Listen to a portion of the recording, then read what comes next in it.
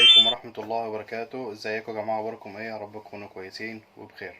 رحتوا تشتروا غلاية، لقيتوا انواع كتير، فقلتوا يعني تسألهم على الانواع الجديدة.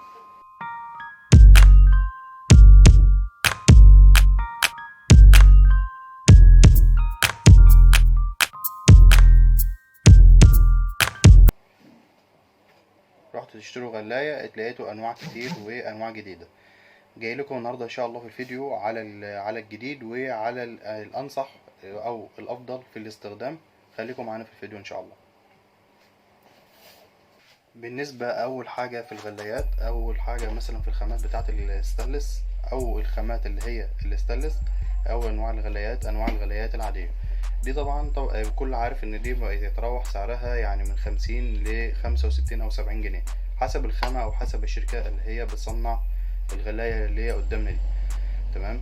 طبعا الغلاية هنا دي الخامة اللي هي زي كده دي، طبعا ما ينفعش يتغلى فيها الحاجة مرة أو مرتين أو 3، لان طبعا نسبة الالومنيا او نسبة الاستانلس بتتفاعل مع المية اللي غلت في الغلاية، فطبعا ما ينفعش يتغلى اكتر من مرة بالنسبة للاستعمال بتاع المية اللي انت هتستعملوها، لان طبعا الالومنيا او الخامة اللي بتاعت الاستانلس المصنعة للقاعدة من تحت اللي هي اللي جوه هنا دي يعني نسبة الالومنيا بتتفاعل معاها مع المية، فنسبة الالومنيا بتبقى عالية جدا فيها، فطبعا ما ينفعش يتغلى فيها المية اكتر من مرة او مرتين.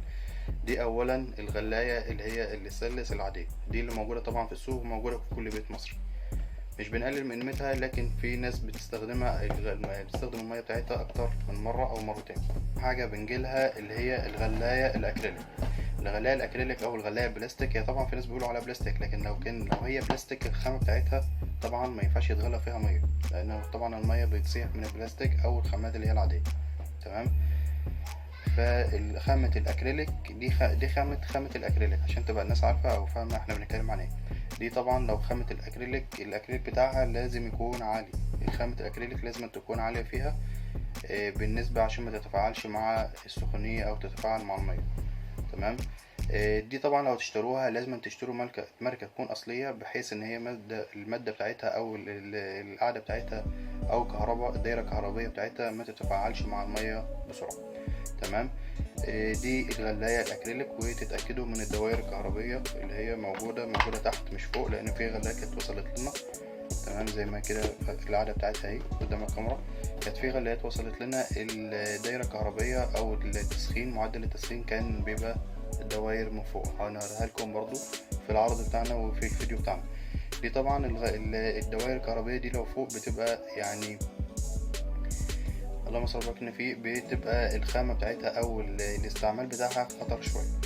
طبعا ان لازم تكون القاعدة من فوق عشان تبقى صحية، والخامة بتاعتها تكون اصلية وباينة زي ما انتم شايفين كده، زي ما قلنا واتكلمنا ان الخامة لازم تكون من فوق. الغلايات الازاز زي ما انتم شايفين كده الخامة بتاعتها اهي. تمام. الخامة بتاعتها زي ما انتم شايفينها كده في ايدينا، دي الخامة الازاز. تمام. معدل اللترات قدامنا اهو زي ما انتم شايفينها كده.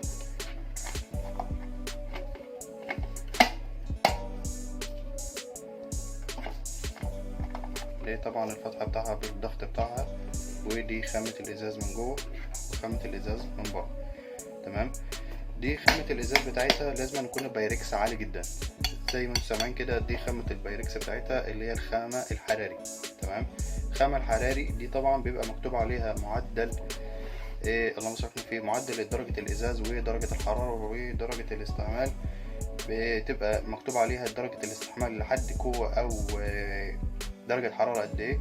دي طبعا انتوا بتبقوا عارفين ان هي اول ما المية تغلي خلاص طبعا دي ما عادش ينفع كده. طبعا نكون عرفنا لكم الخامة الاصلية بالنسبة للغلايات العادية، وخامة الاكريليك الغلايات الاكريليك. تمام. وكلمنا عنها ونصايحها الغلايات الاكريليك، وكلمنا معاكم على الغلاية اللي هي بايركس الغلاية الازاز. فطبعا ما تنسوش تعملوا لنا تفاعل على الفيديو بتاعنا، ولو انتوا اشتريتوا الغلايات او عيبت معاكم اكتبوا لنا في الكومنتات واحنا هنتواصل معاكم ان شاء الله، ويا رب تكونوا استفدتوا من الفيديو بتاعنا.